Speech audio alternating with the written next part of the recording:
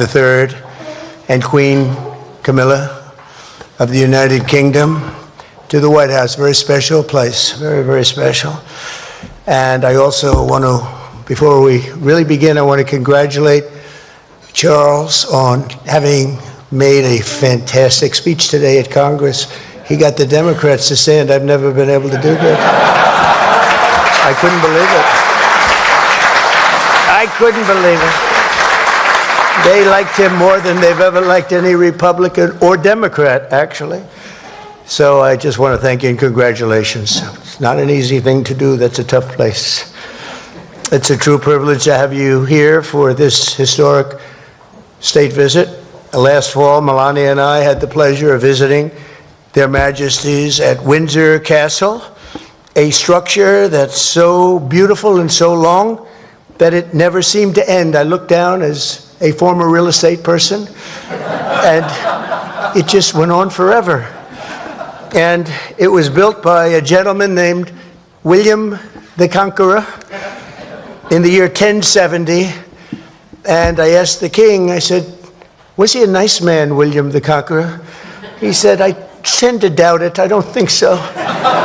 When they call you William the Conqueror, generally speaking, you're not going to be too nice, but he must have been something, because it was nothing like I've ever seen Windsor Castle. But tonight in return, we are really doing something that's very special, preparing to celebrate the 250th anniversary of our Declaration of Independence, a big time in our country, very big time.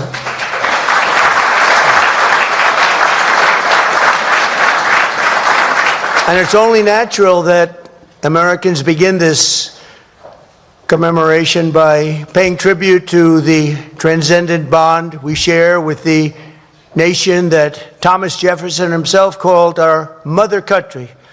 He used to go around saying, "That's our mother country." How nice.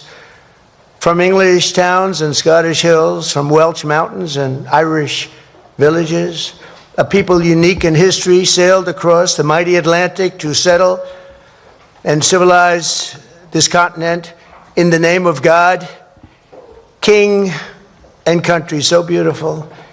They called it New England and meant that very, very literally. The first Americans saw themselves as free men carrying the forward and central liberties and ancient rights of the Anglo-Saxons into this new and beautiful world. In the eyes of America's founders, our war of independence was fought not to reject this heritage, but to reclaim it and perfect it.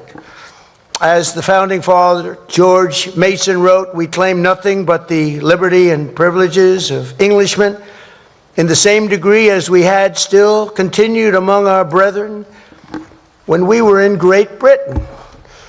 The Declaration of Independence was a miracle for the ages that sparked a far-reaching revolution in self-government and human freedom.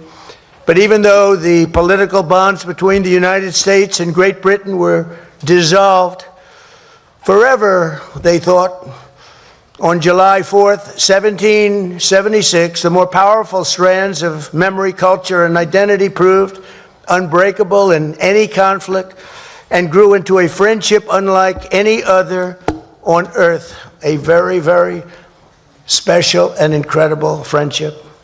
Historians have noted that to this day, the distinct regions of the United States still echo with the particular accents, habits, and traditions of the British communities that first settled them centuries ago.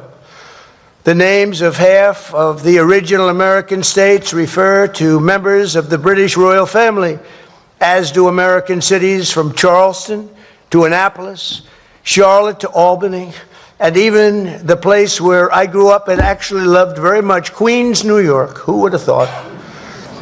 But far beyond names and principles, there's something unique and very special that has always united our two people, a certain nobility of spirit and heroic soul. The same audacity that called a small island kingdom to rule the seven seas, and rule them you did, inspired the children of 13 American colonies to explore a great frontier and a very, very dangerous frontier and settle what was known as the Wild, Wild West.